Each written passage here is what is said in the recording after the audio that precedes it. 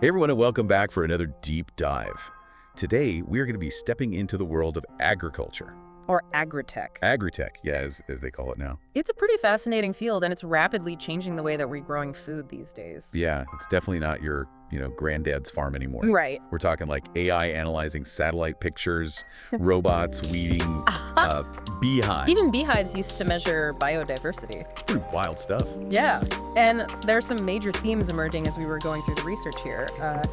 AI and deep learning are transforming how we actually manage farms, even down to the individual trees. Wow. Then you have the whole traceability aspect, using blockchain technology to kind of make sure our food is safe and where it's coming from. Right. And then you have the drive for automatic optimization, which we'll get into, but that's, changing how we think about maximizing yields. Right. And then finally, the rise of agentic marketing and how companies are using that to show their sustainability efforts. Okay, well, that is a lot to unpack. So let's start with this whole satellite and AI thing, because we came across a company called Farmonaut, and they are doing some pretty crazy things with satellite imagery. Yeah, they're using AI to analyze satellite images of farms, and it's giving farmers real-time insights into their crops. Oh, wow. It's really incredible. So what kind of insights?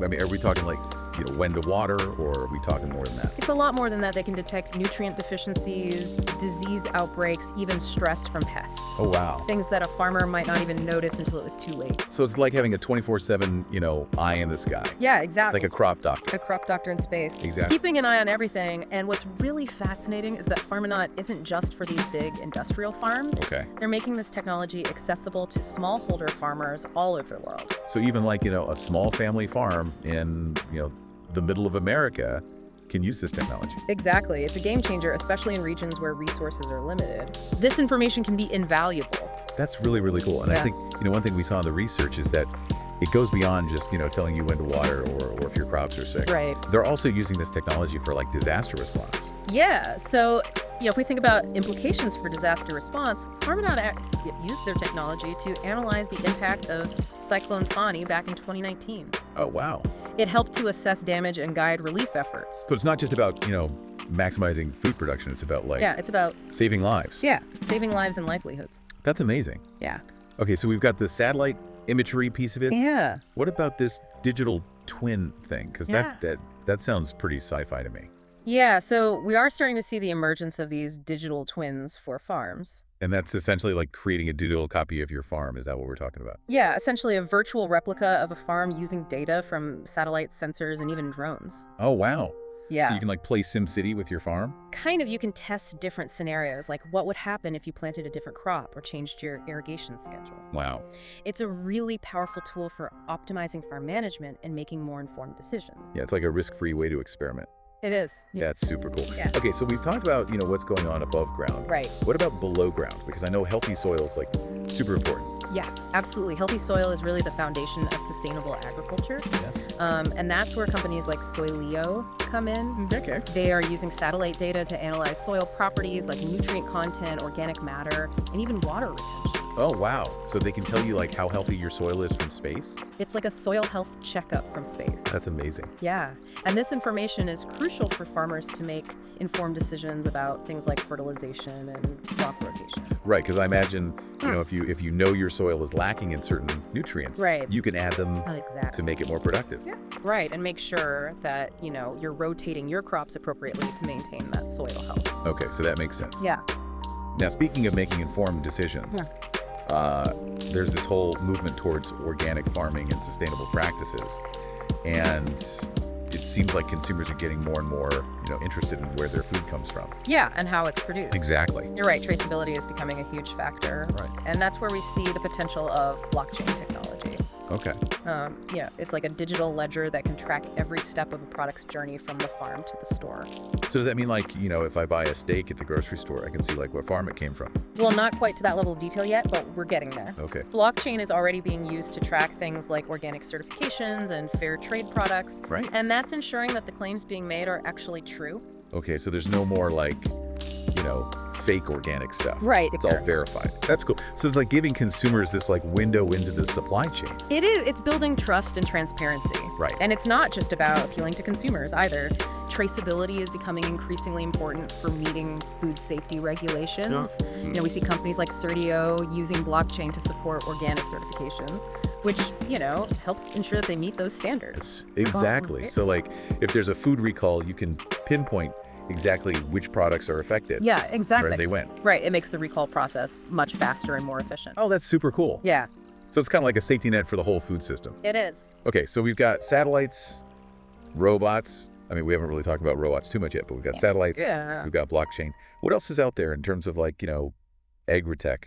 Well, remember those pesky weeds we mentioned earlier? Oh, yeah. Companies like Grow are developing robots that can take care of those. Robot weed killers. That sounds amazing. It kind of is. Do they have like little flamethrowers or what are we talking about here? No flamethrowers. That's good. These robots are using AI and advanced sensors to identify and remove weeds without using herbicides. Oh, wow. Yeah, which is a huge win for organic farming. Right, because a lot of people, when they think of organic farming, they think it's like a lot more work. Yeah, But if you've got robots doing it, exactly. it kind of makes it easier. Yeah, and then we came across this project called Seisme 2, which is using technology to improve herd management. Herd management. So we're talking about like cows and stuff. Cows, sheep, any type of livestock. So they're using like AI to like monitor the herds. Is that what you're saying? Right, so they're using sensors and data analysis to track animal health movement and even predict potential health risks. So it's like having a Fitbit for cows. Exactly. And the data collected can help farmers optimize grazing patterns, detect early signs of disease, and ultimately improve animal welfare. Okay, so less stress for the animals. Yeah. And, healthier animals. It's exactly healthier products for us to consume. That's super cool. Yeah. Okay, so we've got, satellites watching over our crops. We've got robots weeding the fields. We've got cows wearing Fitbits. What's next? Are we get like flying tractors or something? Not quite flying tractors, but we are seeing a rise in the use of drones in agriculture. Okay, what are they doing? Like taking selfies with the corn? Or... Not quite. Okay. Drones are being used for a variety of tasks, from planting seeds and spraying crops to monitoring crop health and even creating 3D maps of fields. Wow, that is a lot. Yeah, it's really remarkable. So it seems like, there's no limit to what we can do with technology when it comes to agriculture. There really isn't, and this is just the beginning. We're only scratching the surface of what's possible. That's kind of exciting and also kind of scary at the same time. Right? But, okay, so let's shift gears a little bit because we've talked about all this cool tech. Yeah. But how are these companies actually making money? Right. And how are they, explaining the value of this technology to consumers? That's a great question, and it leads us to our next pillar, automatic optimization. Ooh, okay, I like it already. Yeah, so it's all about using data and AI to fine-tune every aspect of food production, from planting and harvesting to transportation and storage, Okay. to maximize yields and minimize waste. So it's like having like a super efficient Yeah. AI manager Yeah, like an AI manager. running the whole show. Exactly, running the whole food system. And this can lead to some serious cost savings for companies, Right. which can then be passed on to consumers in the form of lower prices. Okay, now you're speaking my language, lower prices. Right, exactly. But how does this automatic optimization actually work? I mean, Yeah. can you give me like a real world example? Sure, let's take a company like Yield Optimizer. All right. They're using AI algorithms and satellite data to pinpoint the areas within a field that have the highest potential for yield. Okay. It's like having a treasure map for your crops. So instead of just treating the whole field the same, Right. they can focus on the areas that will produce the most. Exactly. And this can lead to significant increases in yield, which is great for farmers and for the food system as a whole. Yeah. Okay, so that makes sense. But it's not just about maximizing yields, it's also about reducing waste, Right. which also saves money. Exactly. We're talking about creating a more sustainable and efficient food system, which is ultimately what Agritech is all about. That's cool. Okay, so we talked about deep learning, satellite imagery, blockchain. We've talked about automatic optimization. What's a fourth pillar? Agentic marketing. Agentic marketing. Okay, tell me about that. Yeah, it's all about how companies are using technology to communicate their commitment to sustainability and connect with consumers who are, increasingly making purchasing decisions based on their values. So it's not just about like making sustainable products, it's about making sure that consumers know Exactly. that you're doing it. Yeah, and technology is playing a key role in this communication. For example, companies are using QR codes and blockchain technology to provide consumers with detailed information about the origins and sustainability of their products. So like I could scan a QR code on a package of strawberries and I could see like Yeah. where they were grown, Exactly. how they were grown. Exactly. You could see the entire journey those berries took from the farm to your grocery cart, including information about the farming practices used, Oh, the carbon footprint of the transportation, and even certifications verifying their organic status. that's amazing. Yeah, and this level of transparency is becoming increasingly important for consumers who want to align their purchasing decisions with their values. Right, so it's like they want to know that their money is going towards Yeah. supporting,